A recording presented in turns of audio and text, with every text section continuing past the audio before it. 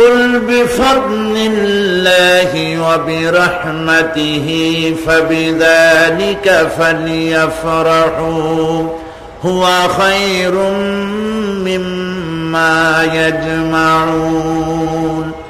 আল্লাহ পাক বলছেন, কুল বিফাদলিল্লাহি ওয়া বিরহমাতিহি, হে রাসূল আপনি বলুন মুসলমানদের জন্য আল্লাহ পাকের একটি করুণা, বিশ্ববাসীর জন্য আল্লাহ পাকের পক্ষ থেকে একটি দয়া। সেই দয়াটি হচ্ছে এই যে কোরআনের মতো একখানা কিতাব আল্লাহ পাক তোমাদেরকে দান করেছেন। সুবহানাল্লাহ।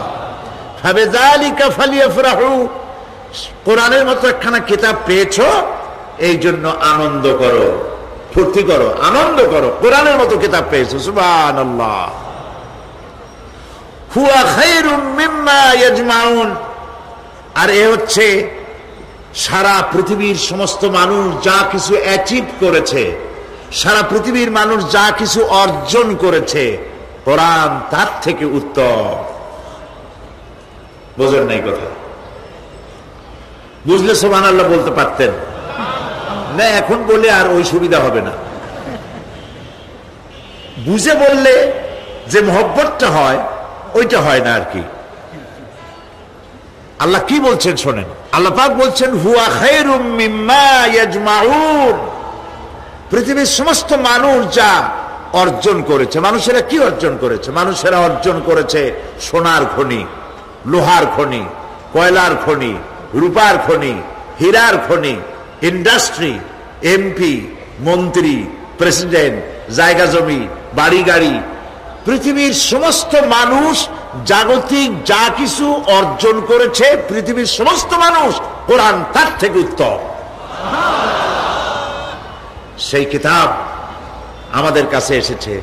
আমি ওই কিতাব থেকে আপনাদের সামনে আলোচনা করার আশা রাখি, তবে আমি তো কিছুই বলতে পারবো না। সুবহানাকা লা ইলমা লানা ইল্লা মা আল্লামতানা আলাইহি তাওয়াক্কালতু ওয়া ইলাইহি উনীব। আল্লাহ পাক যদি দয়া করে, মানুষেরা বড় আশা করে আসে কোরআন শোনার জন্য, আল্লাহ মরা গাছ দিয়ে ফুল ফুটাইতে পারেন, মরুভূমিতে পানির প্রস্রবণ ঘটিয়ে দিতে পারেন, জিন্দাকে মৃত্যু করতে পারেন, মৃত্যুকে জিন্দা করতে পারেন। সেই মহান আল্লাহ ইচ্ছা করলে আমার মতো এক নাখান্দা গোলাম, তাকে দিয়ে আল্লাহ পাক ইচ্ছা করলে বলাতে পারেন।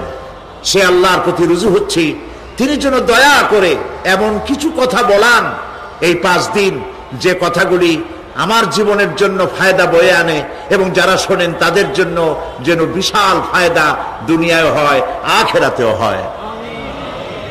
প্রিয় ভাই সব,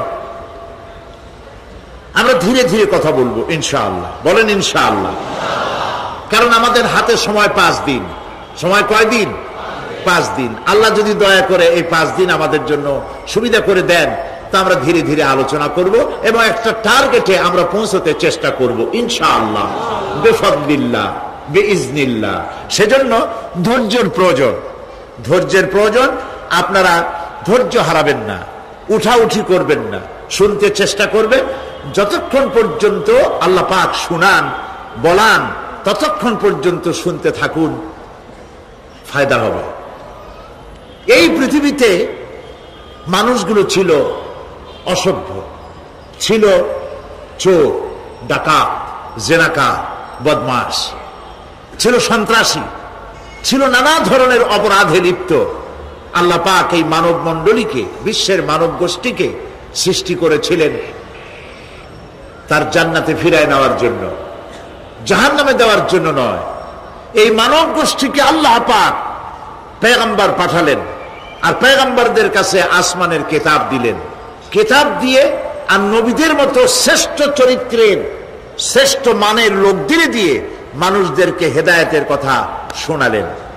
নবী করিম সাল্লাল্লাহু আলাইহি সাল্লাম আজ থেকে ১৫০০ বছর আগে তিনি মানুষের সামনে এটি পেশ করলেন যে এই পৃথিবীর শেষ কথা নয়, আর একটা জায়গা আছে যেই জায়গায় এই পৃথিবীর সব কাজের হিসাব দিতে হবে, সেই জায়গাটায় আমাদের সকলকে উঠতে হবে।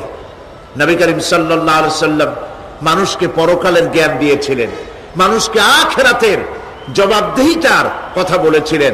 জবাবদেহিতা শুধু গভর্নমেন্টের কাছে না, শুধু ঊর্ধ্বতন কর্মকর্তার কাছে না, ট্রান্সপারেন্সি, স্বচ্ছতা, জবাবদেহিতা শুধু ঊর্ধ্বতন কর্মচারী বা কর্মকর্তার কাছে নয়, সব থেকে বড় জবাবদেহিতা হবে কার কাছে?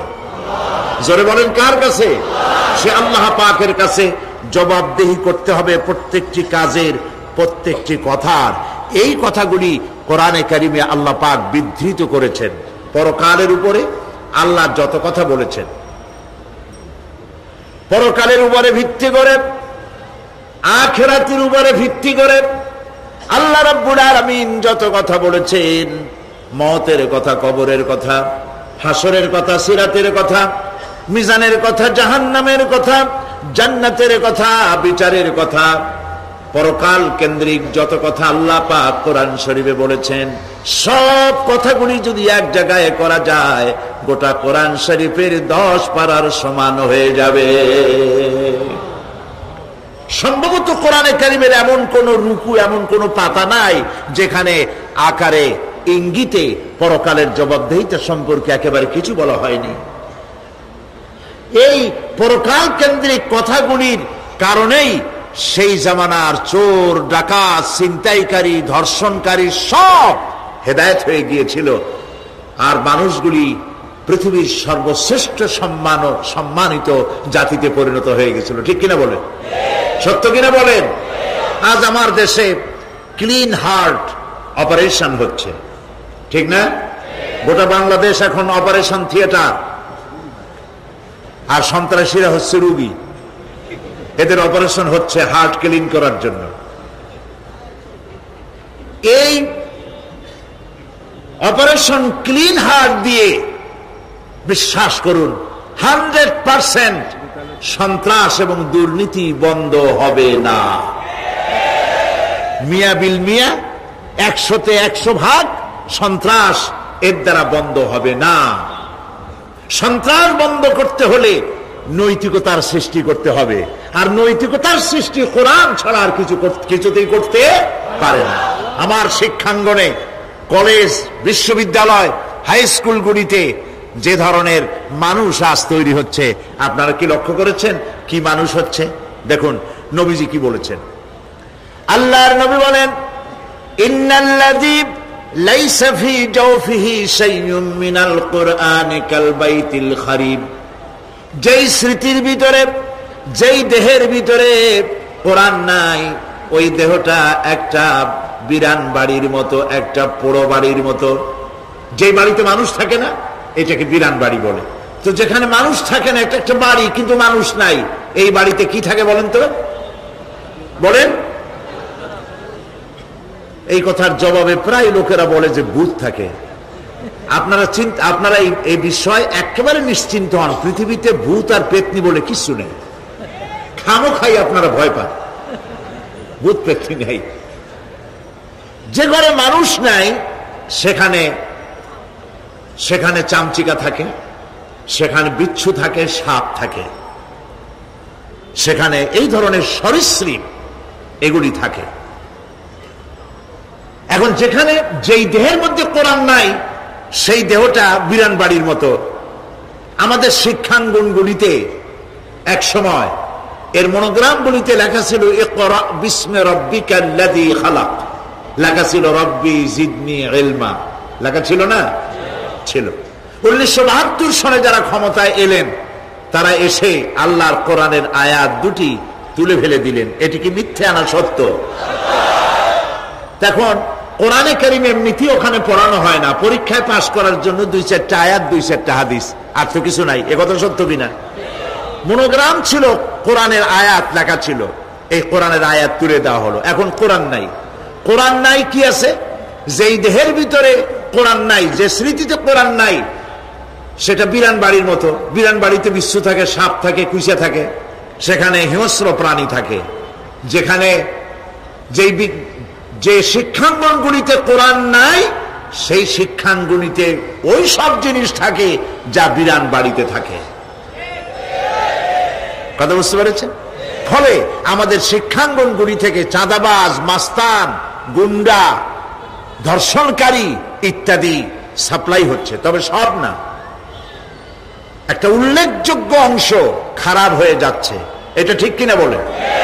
এই খারাপ যদি ভালো বানাতে চাই, নীতি নৈতিকতা ছাড়া, কোরআনের শিক্ষা ছাড়া, পরকালের জবাবদেহি তার চিন্তা ছাড়া আমরা আমাদের শিক্ষাঙ্গনকে বিডিআর দিয়া, পুলিশ দিয়া, আর্মি অপারেশন করে এই নীতি নৈতিকতার সৃষ্টি করা যাবে না। মানুষ ওজনে কম দেয়, খাদ্যে ভেজাল দেয়, জমিনের আইল ঠেলে, বউকে পর্দায় রাখে না, মিথ্যা কথা বলে, ওয়াদা খেলাপ করে, প্রতারণা করে। এই সব জিনিস আপনি বন্ধ করতে পারবেন না। ক্লিন হার্ট তো ভালো, এর থেকেও বড় কোন অপারেশন যদি থাকে, সে অপারেশন করেও মানব গোষ্ঠীকে ভালো বানানো যাবে না। একটি জিনিসই মানুষকে ভালো করতে পারে, সেটা হলো আল্লাহর কাছে কিয়ামতের দিন জবাবদেহিতা। এই জবাবদেহিতার উপরে ভিত্তি করেই আমি আপনাদের সামনে কথা বলতে চাই, যদি আল্লাহ পাক আমাদেরকে তৌফিক দান করেন। আমরা বলি আমিন। নবী করিম সাল্লাল্লাহু আলাইহি ওয়াসাল্লাম তার নবুয়তের শুরুতে তিনি তিনটি বিষয় মানুষকে দাওয়াত দিয়েছেন। এর একটি হলো তাওহীদ, একটি হলো রিসালাত, আর একটি হলো আখিরাত। তাওহীদ বলতে তিনি বুঝাইছেন সার্বভৌমত্বের মালিকানায় আল্লাহর সাথে কোনো শরীক নাই। কথা বুঝতে পেরেছেন?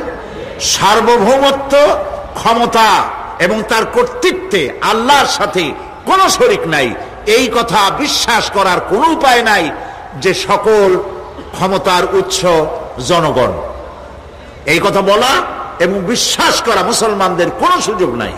সকল ক্ষমতার কর্তৃত্বের কেবলমাত্র, একমাত্র, শুধুমাত্র মালিককে আল্লাহ পাক বলেছেন, আন্নাল কুওয়াতা লিল্লাহি জামিআ। সমস্ত ক্ষমতার উৎস কেবলমাত্র কে? আল্লাহ পাক। এটি হলো নবী করিম সাল্লাল্লাহু আলাইহি ওয়াসাল্লামের প্রথম দাওয়াত। দ্বিতীয় দাওয়াত হলো নবী করিম সাল্লাল্লাহু আলাইহি ওয়াসাল্লাম বলেছেন, আমি হচ্ছে আল্লাহর রাসূল, আল্লাহর রাসূল হিসেবে আমাকে প্রেরণ করেছেন। 3 নম্বরের দাওয়াত ছিল এই যে এই দুনিয়া এরকম থাকবে না, এই দুনিয়া ধ্বংস হবে এবং আমরাও একদিন মরে যাব। মরার পরে মাটিতে মিশে যাব, গলে যাব। এরপরে আবার আল্লাহ পাক আমাদেরকে উঠাবেন এবং কিয়ামতে আল্লাহর কাছে আমাদেরকে জবাবদিহি করতে হবে। এই তিনটি বিষয় নবী করিম সাল্লাল্লাহু আলাইহি ওয়াসাল্লাম মক্কি জিন্দেগিতে মানুষের সামনে এই দাওয়াত পেশ করেছেন এবং কোরআনে কারীমও এই কথাগুলি এইভাবেই নাজিল হয়েছে। কাফেরেরা তিনটি জিনিসের প্রথম জিনিসের সাথে তারা দ্বিমত খুব একটা করতে পারে নাই। তারাও জানতো যে আল্লাহ এক আছেন। তাদের যে দেবতাগুলি ছিল এ সম্পর্কে তাদের ধারণা ছিল যে দেবতাগুলিও ওই আল্লাহর তৈরি করা, তবে আল্লাহর কাজের এরা হলো অংশীদার। যেরকম গভর্নমেন্টের একজন প্রধানমন্ত্রী থাকে আর একজন প্রেসিডেন্ট থাকে, আর বিভিন্ন বিভাগে মন্ত্রীরা থাকে, আল্লাহর ওইভাবে রাষ্ট্র, আল্লাহ বা ভগবান বা গড, তারও এই বিশ্ব এগুলিকে পরিচালনা করার জন্য বিভিন্ন মন্ত্রণালয় আছে।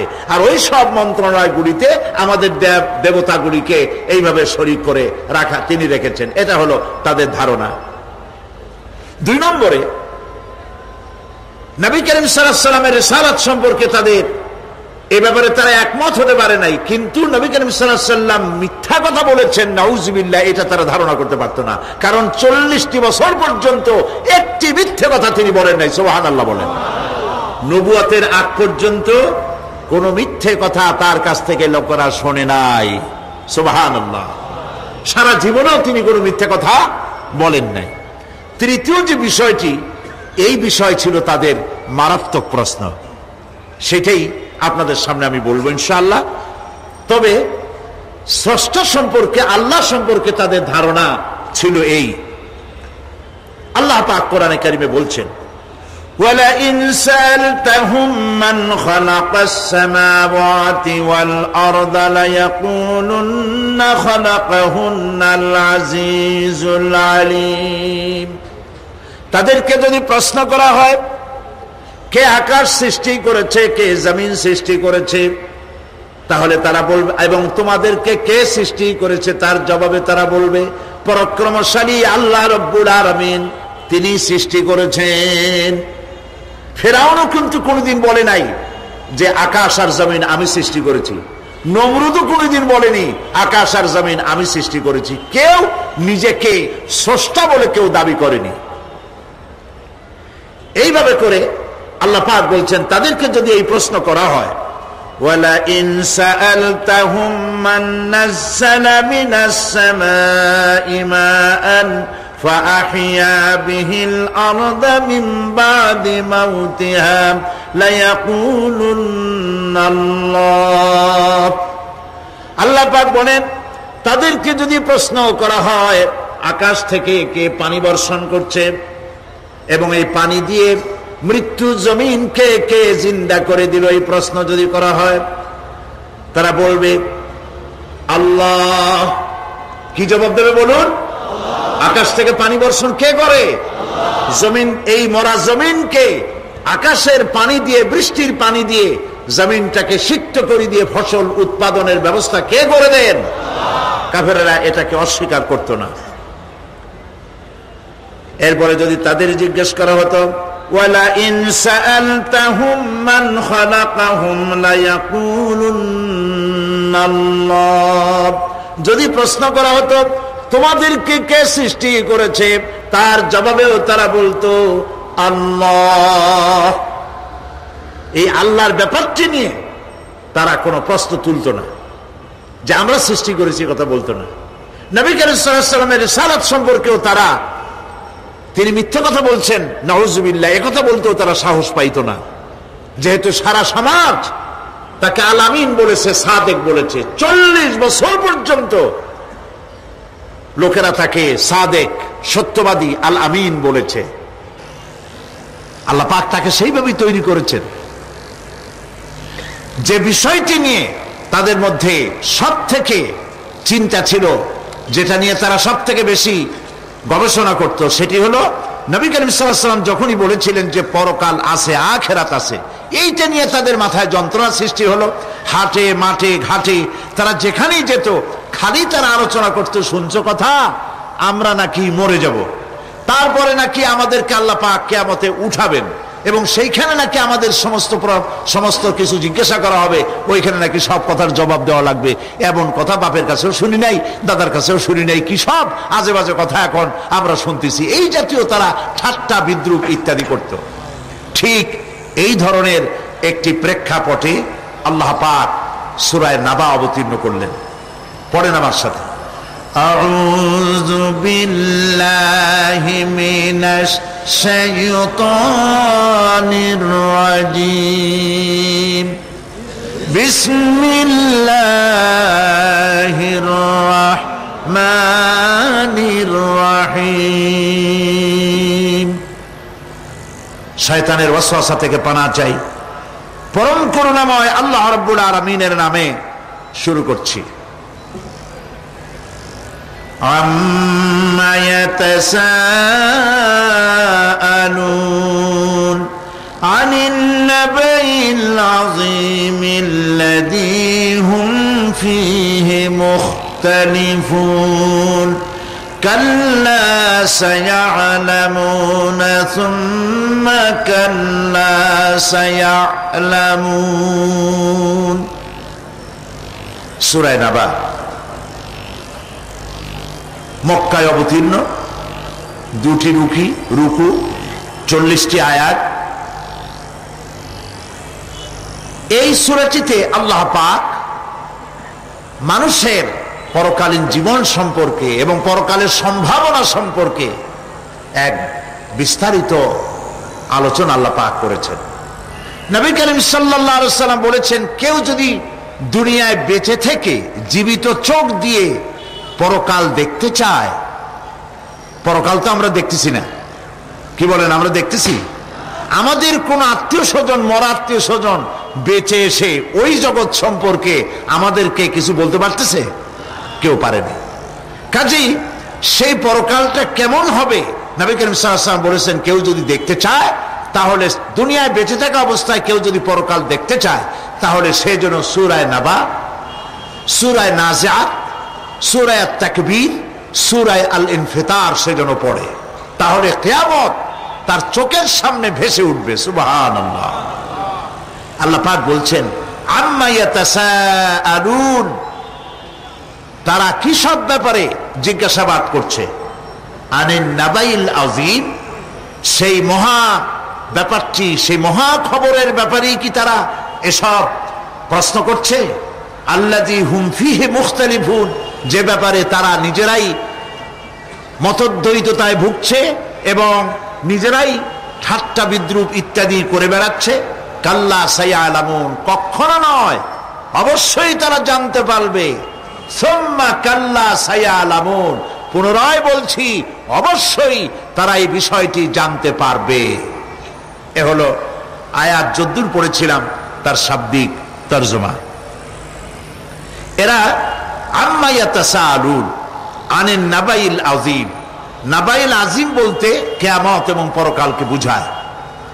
ইয়াতাসাআলুন বলতে জিজ্ঞাসাবাদ, পরস্পর পরস্পরকে তারা জিজ্ঞাসা করতো, কি ভাই আমরা নাকি মরে যাব, তারপর নাকি জিন্দা হব, এটা কেমন কথা? আল্লাযী হুম ফীহি মুখতালিফুন, যে বিষয় নিয়ে তারা পরকালের বিষয়টি নিয়ে পরস্পর পরস্পরে ঠাট্টা করত, বিদ্রুপ করত। পরকাল সম্পর্কে অবিশ্বাসী যারা ছিল তাদের প্রশ্নগুলো কিরকম ছিল, কোরআনে কারীম তা বিধৃত করছে। প্রিয় ভাই সব, কোরআন কোনো গোপন কিতাব নয়। আল্লাহ পাক কোনো জিনিস গোপন রাখেন নাই, সব জিনিসকে মানুষের সামনে স্পষ্ট করে দিয়েছে। সুবহানাল্লাহ বলেন। কিন্তু এখানে একটা দুঃখ আছে, সেটা হলো এই যে কোরআন শরীফ সম্পর্কে আমাদের মুসলমানদের একটি গ্রুপ, একটি দল, তারা বলে বেড়ান যে কোরআন তো আসলে আমরা বুঝবো না, আমরা হলাম পাবলিক, কোরআনের আমরা বুঝবো কি, এগুলি সব আলেম ওলামাদের কাম, আমরা বুঝবো না। আসেন আমাদের অন্যরা কি বলে, হুজুররা কি বলে দেখি, সেই সব বইপত্র পড়ি। প্রিয় ভাই সব, বুজুর্গরা মুরব্বীরা যে কথা বলেন সে কথা যে সঠিক তা বোঝার জন্যই তো কোরআন প্রয়োজন। কোরআনই যদি না বুঝলেন তাহলে তারা আপনাদেরকে বিভ্রান্ত করছে কিনা সেটা তো আপনি বুঝতে পারবেন না। কথা ঠিক কিনা বলেন? এখন কোরআন বোঝা যারা বলেন যে এটা কোরআন বোঝা সহজ নয়, কঠিন, আমার চিন্তায় এই লোকগুলি, এই বিশাল একটি গ্রুপ, একটি দল, শয়তানের বড় রকমের ওয়াসওয়াসার ভিতরে তারা নিমজ্জিত হয়ে গেছে। আল্লাহ মেহেরবানি করে এই ভাইদের দৃষ্টিকে খুলে দিন, যাতে তারা বুঝতে পারে যে কোরআন শুধু আলেম ওলামাদের জন্য নয়, কোরআন পৃথিবীর সমস্ত মানুষের জন্য। হুদাল লিল আলামিন তো আল্লাহ পাক বলেন নাই আলেমদের জন্য নাজিল করেছি, তা তো বলেন নাই, বলেছেন হুদাল লিন্নাস, সমস্ত মানুষের জন্য কোরআন দেওয়া হয়েছে। এখন কোরআন বোঝা কঠিন না সহজ? এই প্রশ্নের জবাবে আল্লাহ রাব্বুল আলামিন, আমরা প্রশ্ন করব, আমাদের প্রশ্ন করার অনেক আগে আল্লাহ রাব্বুল আলামিন সূরা কামারের ভিতরে একটি প্রশ্নের জবাব 4 বার দিয়েছেন। আল্লাহ পাক বলেছেন, ওয়া লাকাদ ইয়াসসারনাল কুরআনা লিযিকর ফাহাল মিন মুদ্দাকির। আল্লাহ পাক বলেন, আমি আল্লাহ অবশ্যই কোরআনকে মুখস্থ করার জন্য আর কোরআন বোঝার জন্য মানুষের কাছে আমি সহজ করে দিয়েছি। ফাহাল মিন মুদ্দাকির, আছে কে কেউ এর থেকে উপদেশ গ্রহণ করা? 4 বার আল্লাহ পাক বলেছেন সূরা কামারের ভিতরে, অবশ্যই কোরআন আমি বোঝার জন্য সহজ করে দিয়েছি। সুবহানাল্লাহ বলেন। আমরা বুঝতে চাই না, তাহলে বুঝবো কি করে? বুঝতে চাইলেই তো আমরা বুঝতে পারবো, চেষ্টা করলেই বুঝতে পারবো। কোরআনে কারীমের এই সূরাটির দিকে লক্ষ্য করে আল্লাহ পাক বলছে, কাফেররা এটা বিশ্বাস করতো না, বিশ্বাস না করে তারা কি সব প্রশ্ন উঠাইতো, সেই প্রশ্নগুলো আল্লাহ পাক তুলে ধরেছেন। আরেকটি জিনিস লক্ষ্য করুন, আল্লাহর চাইতে শক্তিধর পৃথিবীতে কেউ আছে? আকাশে কেউ আছে? কোথাও কেউ আছে? কেউ নাই। আল্লাহরে অস্বীকার করছে একদল লোক, বলতেছে মানি না। আল্লাহ পাক ফেরেশতা পাঠায় দিলেন, ওদের গর্দান পিটাই ভাঙ্গে দাও, আমারে মানে না কে? এইরকম কি আল্লাহ করছে? না, করেন নাই। ওরা বলে পরকাল মানি না, আল্লাহরে মানি না।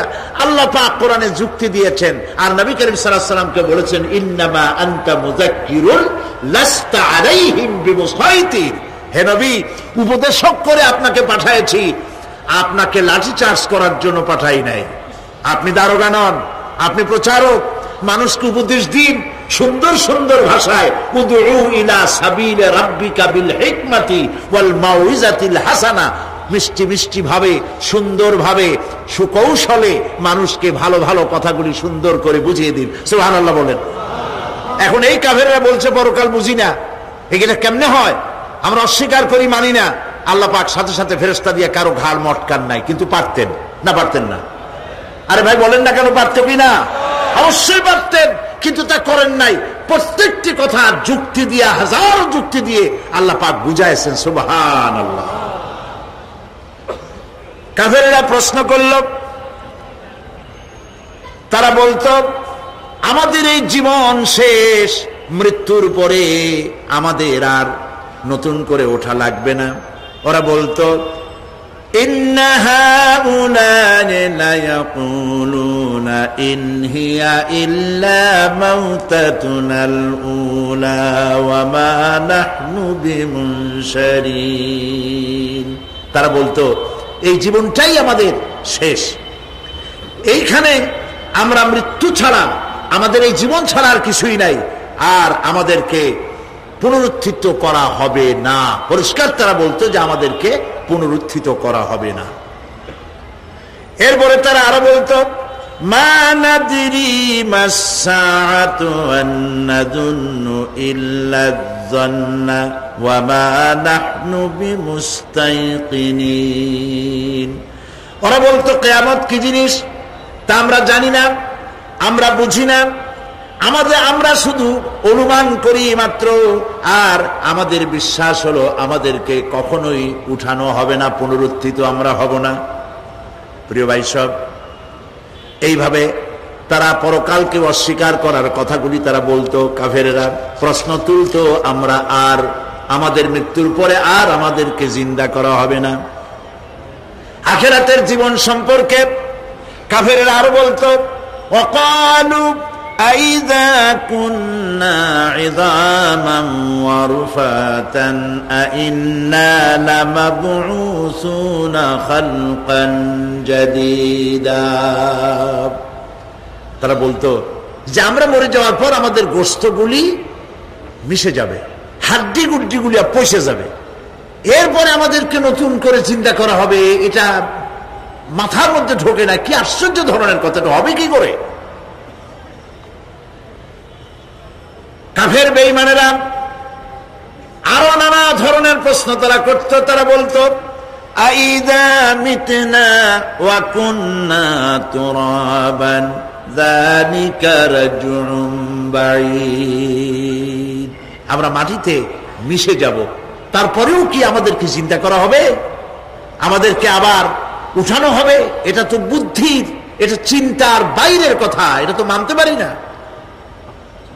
আসলে কাফেরদের এই বক্তব্য অনুযায়ী পরকালের জীবন বুদ্ধি বহির্ভূত নয়। ওরা যে বলে যে এটা আমাদের বুদ্ধিতে কুলায় না, আসলে তারা বুদ্ধি খাটায় নাই। কাফের তো বুদ্ধি খাটায় নাই। যেমন আমাদের ইউনিভার্সিটিতে ঢাকা বিশ্ববিদ্যালয়ে একজন ছিল, বেটা মরছে, হ্যাঁ আমি নাম নাই নিলাম, আপনারা তো বুঝে ভালাইছেন। সে কয় যে পরকাল বিশ্বাস করি না, বিয়ে টিয়া মানি না, মরা এটা হইতে পারে, কিন্তু মরার পরে আরেকটা জীবন হবে, ওইখানে হিসাব হবে, বিচার হবে, এই সমস্ত মানি না। এর থেকে আমারে তোমরা, আমি মরার পর হ্যাঁ মানে গোসল করাইও না, কাফন পরাইও না, জানাজা মানাজা এগুলি আমি বিশ্বাস করি না। নাউযুবিল্লাহ। কত বড় কপাল পোড়া, কত বড় কপাল পোড়া!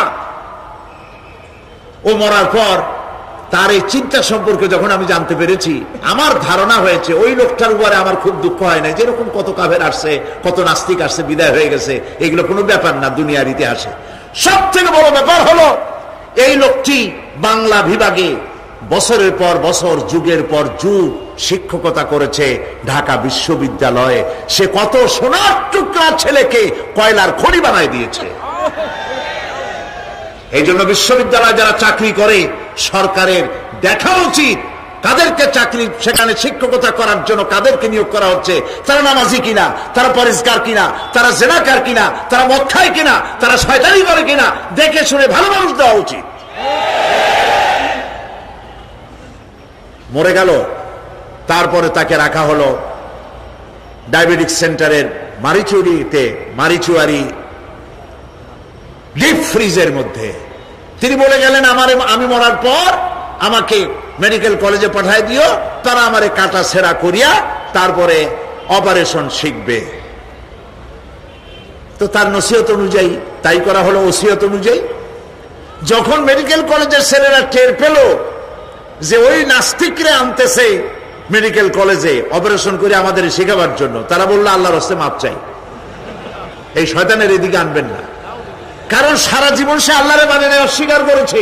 ওরে কাটা ছিঁড়া করে আমরা যদি কিছু শিখি তো তাই দিয়া যে রুগী ভালো হবে অপারেশন করলে সেটাও করবে। সুতরাং মাপ চাই, ফিরাও।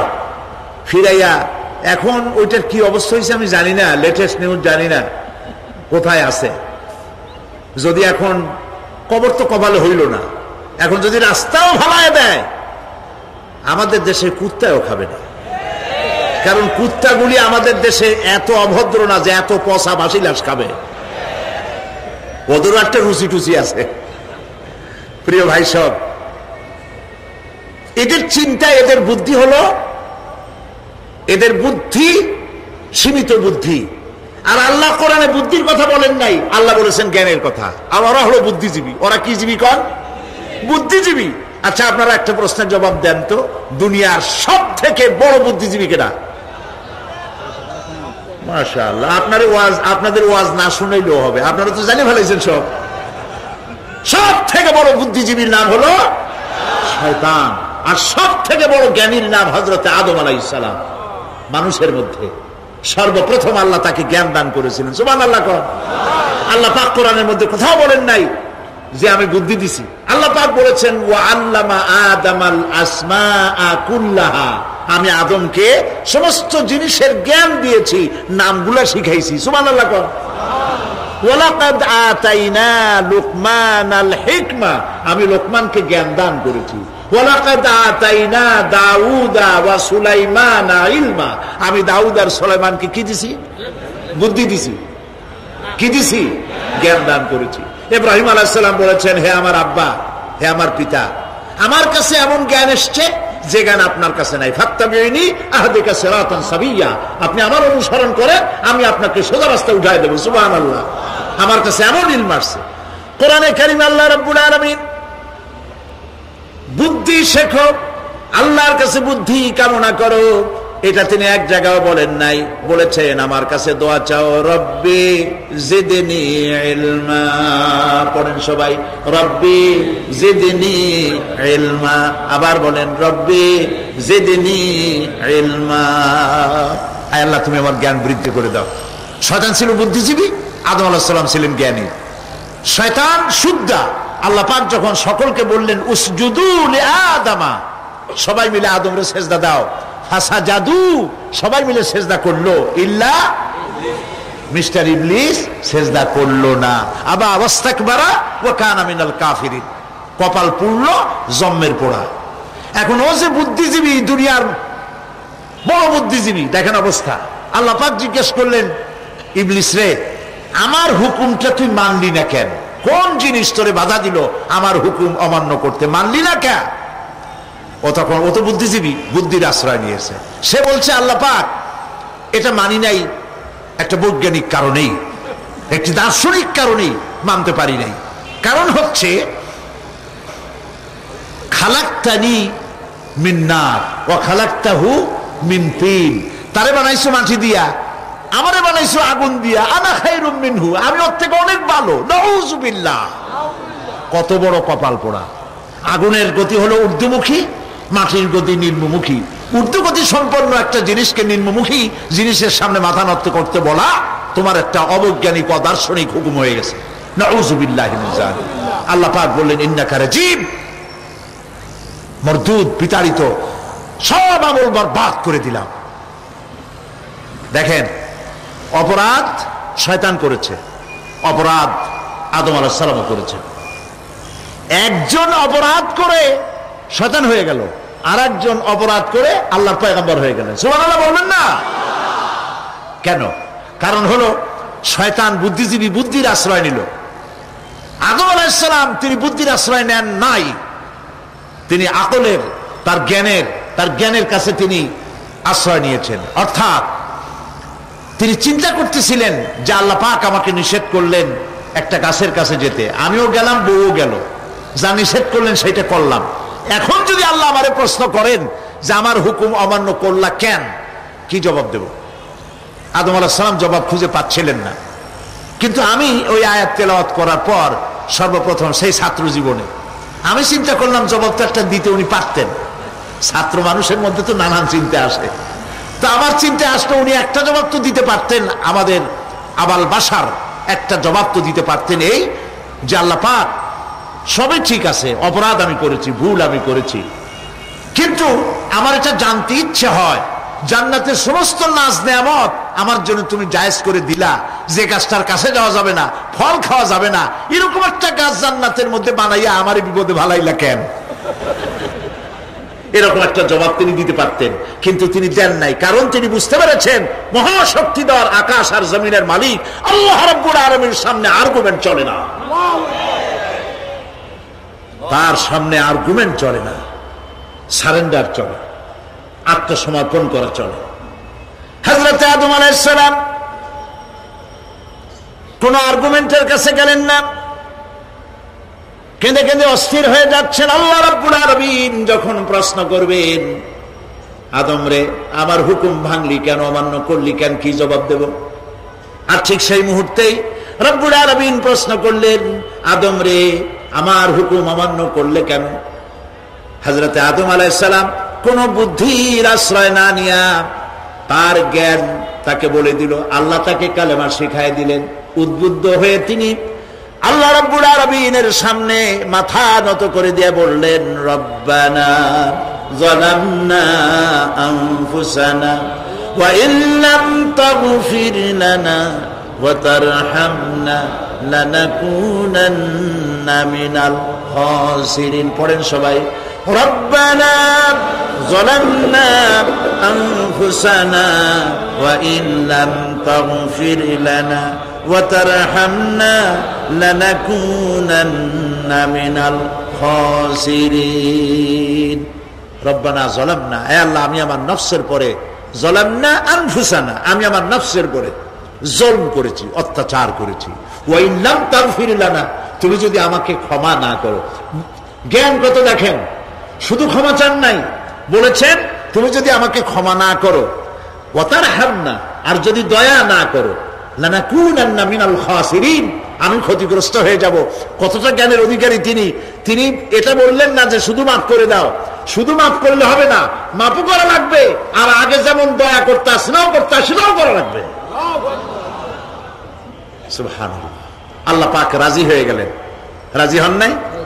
আল্লাহ রাব্বুল আলামিন হযরত আদম আলাইহিস সালামকে শুধু ক্ষমা করলেন না, ক্ষমাও করলেন, আর নবীর মর্যাদা দিয়ে আল্লাহ রাব্বুল আলামিন দুনিয়ায় পাঠাইয়া দিলেন। সুতরাং বুদ্ধি দিয়ে কাফেররা বুদ্ধির আশ্রয় গ্রহণ করে সর্বনাশ করেছে, যে পরকাল হইতে পারে না, মরে যাব আবার উঠবো, আবার এই শরীর কেমনে তৈরি হবে, এইটা তাদের বুদ্ধিতে কুলায় নাই। কিন্তু বুদ্ধি দিয়া চিন্তা করলে বোঝা যাইতো যে হ্যাঁ পরকাল একটা হইতে পারে। আর একটা কথা বলি, সেটা হলো এই বহুত মানুষ আছে পরকাল বিশ্বাস করে না, আছে না? এমন আছে। এখন আমরা বিশ্বাস করি পরকাল, আমরা কারা কারা বিশ্বাস করি হাত উঁচু করে দেখান তো। আলহামদুলিল্লাহ বলি, বলেন আলহামদুলিল্লাহ। এখন যারা বিশ্বাস করে না তাদেরকে জানাতে চাই, আমরা যারা পরকালে বিশ্বাস করি, তাহলে পরকাল যদি না হয়, কিয়ামত যদি না হয়, বিচার আচার যদি কিছু না হয়, আমরাও বেঁচে গেলাম, আপনারাও বেঁচে গেলেন। কিন্তু সত্য সত্যই যদি পরকাল একটা হয়, বিচার যদি হয়, আমরা বেঁচে যাব, ফেসে যাবা তোমরা। প্রিয় ভাই সব, আল্লাহ রাব্বুল আলামিন সুন্দর করে বুঝাচ্ছেন। দেখো এই যে সারা বছর এই যে ইটা কি বলে পরকাল কেন হবে, এটা বুদ্ধি দিয়ে চিন্তা করো, জ্ঞান দিয়ে চিন্তা করো। সারা বছর ব্যবসা করার পর হিসাব নিকাশের একটা দিন আসে, আসে না? পড়েন আসে কিনা? হিসাব নিকাশের একটা দিন আসে সারা বছর ব্যবসা করার পর, সারা বছর লেখাপড়া করার পর, তারপরে কি বলে পরীক্ষা দেওয়ার একটা দিন আছে, আছে না? তো সারা জীবন আপনি এখানে কাজবাজ করবেন, এখানে আপনি ভালো করলেন মন্দ করলেন, এর কোনো জবাব হবে না, বিচার হবে না। এটা পাগলে চিন্তা করতে পারে, আর পাগলেরা চিন্তা করে বলেই তারা বলে, পাগলেরই এটা কথা, মাটির পুতুল যেমনে নাচায় তেমনে নাচি, পুতুলের কি দোষ? মরিয়া দেখেন, এই গান যারা বিশ্বাস করে মরিয়া দেখেন অবস্থাটা কি হয়। ফেরেশতারা আসা ধোপায় যেমন কাপড় আশ্রায়, ওই রকম ঠ্যাং ধরিয়া কবরের মধ্যে আশ্রাবে আর বলবে যেমনে আশ্রায় তেমনে আশ্রাই, ফেরেশতার কি দোষ? কাজে এই পৃথিবী শেষ কথা নয়, মৃত্যু অবধারিত, মরা লাগবে না। এবার দেখেন আল্লাহ কি বলেন, আল্লাযী খালাকাল মাউতা ওয়াল হায়াতা লিয়াবলুয়াকুম আইয়ুকুম আহসানু আমালা। আল্লাহ পাক বলছেন আমি মৃত্যু আর জীবন সৃষ্টি করেছি। কেন করেছি? লক্ষ্য করুন, লিয়াবলুয়াকুম, যাতে করে আমি তোমাদেরকে পরীক্ষা করে নিতে পারি। কি ব্যাপারে? আইয়ুকুম আহসানু আমালা, আমলের দিক থেকে, নেক কাজের মধ্য থেকে, ভালো কাজ এবং খারাপ কাজের মধ্য থেকে, আইয়ুকুম আহসানু আমালা, ভালো কাজের দিক থেকে তোমাদের মধ্যে কে উত্তম, কে ভালো মানুষ, এইটার পরীক্ষা নেওয়ার জন্য আমি মৃত্যু আর জন্মের সৃষ্টি করেছি। প্রিয় ভাই সাহেব, খুব লক্ষ্য করুন, জন্ম আর মৃত্যু, জন্ম হলে মৃত্যু হবেই, না হবে না? এই যে একটা ডিউরেশন, একটি সময়, এই সময়টা হলো পরীক্ষার সময়।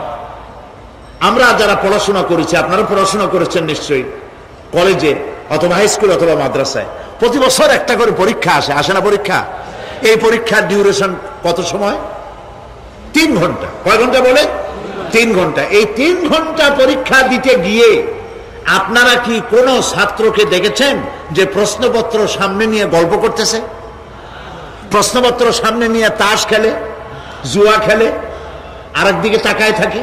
প্রতিটি মুহূর্ত সে কাজে লাগাচ্ছে, প্রতি মুহূর্ত কাজে লাগাচ্ছে।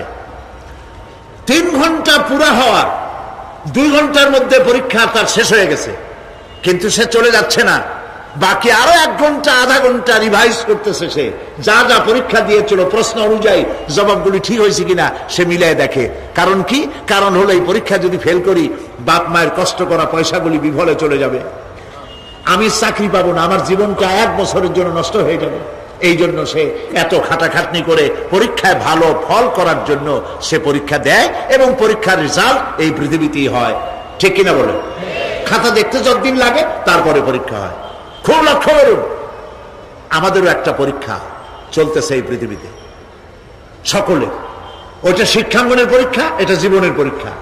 এই যে ওর পরীক্ষার ডিউরেশন, সময়কাল 3 ঘন্টা, আর আমাদের পরীক্ষার, সমস্ত মানুষের পরীক্ষার সময়কাল হলো জন্ম থেকে শুরু করে মৃত্যু পর্যন্ত। এর মধ্যে বালেগ হওয়া পর্যন্ত সময়টা কনসিডারেবল, ক্ষমার যোগ্য। 15 বছর 12 বছর বালেগ হইতে যে কয় বছর লাগছে, এইটা যা করছেন যা বলছেন সব মাপ। কিন্তু বালেগ হওয়ার পরের থেকে নিয়ে মৃত্যু পর্যন্ত যা যা করবেন সমস্ত কাজের হিসাব আল্লাহর কাছে, কাজের হিসাব আল্লাহর কাছে, কাজের হিসাব আল্লাহর কাছে, কাজের হিসাব আল্লাহর কাছে, কাজের হিসাব আল্লাহর কাছে, কাজের হিসাব আল্লাহর কাছে, কাজের